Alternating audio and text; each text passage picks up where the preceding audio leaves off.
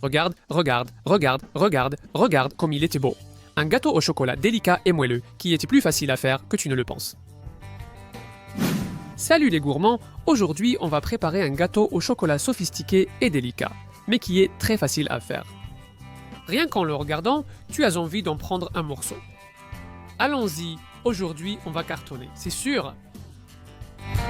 Pour la base du gâteau, on met 4 œufs, de gros œufs taille L, dans un grand récipient, avec 130 g de sucre, soit environ 3/5 de tasse. Et on bat tout ça à fond.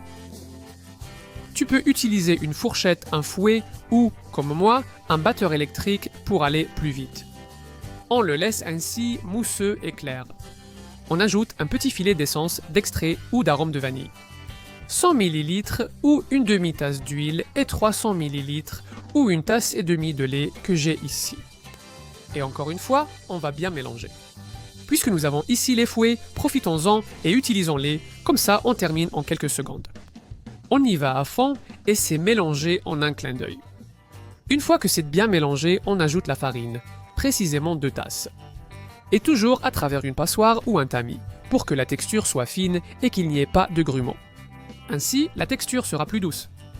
Nous ajoutons également 2 cuillères à soupe de levure chimique ou de poudre à lever, soit environ 18 g, et 4 cuillères à soupe de cacao en poudre pure. Voilà. Je le passe aussi au tamis pour obtenir une texture fine et éviter les grumeaux, comme précédemment. Et on mélange tout ça d'abord avec la machine, sans l'allumer, pour éviter que la farine ne s'envole. Et une fois que c'est humidifié, tu peux y aller à fond. En 1 minute, tout ça se mélange et ça devient cette merveilleuse crème au chocolat. Regarde-moi cette allure incroyable. Ici, j'ai un moule tapissé de papier sulfurisé. Il mesure 20 sur 20 cm. Et si tu n'as pas ce type de papier, tu peux mettre du beurre, ça marche aussi. La crème à l'intérieur et c'est prêt. J'utilise un moule de 20 sur 20 cm, mais je pourrais le remplacer sans problème par un moule rond, donc il n'y a aucun souci. Utilise un petit moule pour un gâteau plus haut ou un grand pour qu'il soit plus bas. Ce sera délicieux de toutes les façons. On va mettre ça au four préchauffé à 180 degrés Celsius, soit environ 355 degrés Fahrenheit. On met la chaleur en haut et en bas et, si possible, sans ventilateur. Après 40 à 45 minutes, ce sera prêt. Pour vérifier, plante un cure-dent au centre. Il doit ressortir propre, sinon laisse-le encore cuire. Juste en sortant. Nous plaçons du papier absorbant dessus et nous appuyons un peu pour que ce soit bien plat.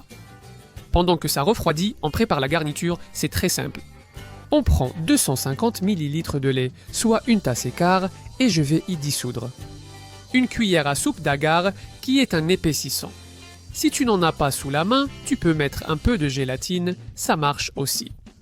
Tu retires du feu une fois que c'est bien chaud, et tu verses le lait sur le chocolat haché. Concrètement, une tablette et un quart. Une fois que tu l'as, tu commences à remuer jusqu'à obtenir un liquide totalement homogène. Une petite sauce au chocolat à laquelle on donne de la brillance avec une cuillère de beurre. Grâce à la chaleur qu'il a, le chocolat va fondre. En un instant, et tu auras ce fantasme que j'ai ici. Qu'en faire? Je la mets sur le gâteau qui sera déjà tiède. Nous mettons la crème par-dessus, nous bougeons un peu le moule pour qu'elle se répartisse et qu'il y ait une couche uniforme. Et une fois que tout est tiède, on peut le réserver au réfrigérateur. Une demi-heure suffirait, mais je recommande toujours au moins 1 heure pour que la texture soit parfaite. Tu veux le préparer la veille? Eh bien, ça marche aussi très bien. Et maintenant, il ne te reste plus qu'à démouler et à savourer. Alors, retire le cercle ou le côté de ton moule, enlève ce papier et coupe le bord si tu veux une finition plus élégante.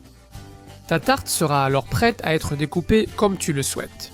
Je vais faire de petites parts à partager, simplement en faisant des coupes dans la longueur puis dans l'autre sens. Tu as maintenant des petits gâteaux vraiment incroyables. Regarde, regarde, regarde, regarde, regarde, regarde, quelle allure, quelle découpe, il suffit juste d'appuyer légèrement avec le couteau. Un morceau se détache, puis un autre, puis encore un autre.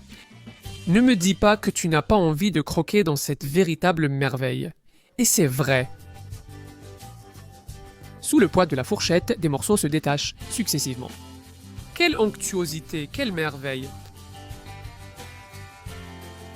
À s'en lécher les doigts, délicieux. Un pur goût de chocolat, délicat et doux. Il a tout pour plaire, succès garanti. Prépare-le et tu laisseras tes invités bouche bée. Voici, comme toujours, les ingrédients et les quantités exactes pour que tu puisses le reproduire chez toi. Quand tu voudras, ce week-end par exemple. Si tu as encore des délices, j'ai fait une vidéo pour toi que tu vas adorer et regarder. En appuyant sur ce petit carré. Regarde comme ça a l'air bon, ça donne envie, allez vas-y, et nous on va goûter, parce que c'est vraiment délicieux. Allons-y.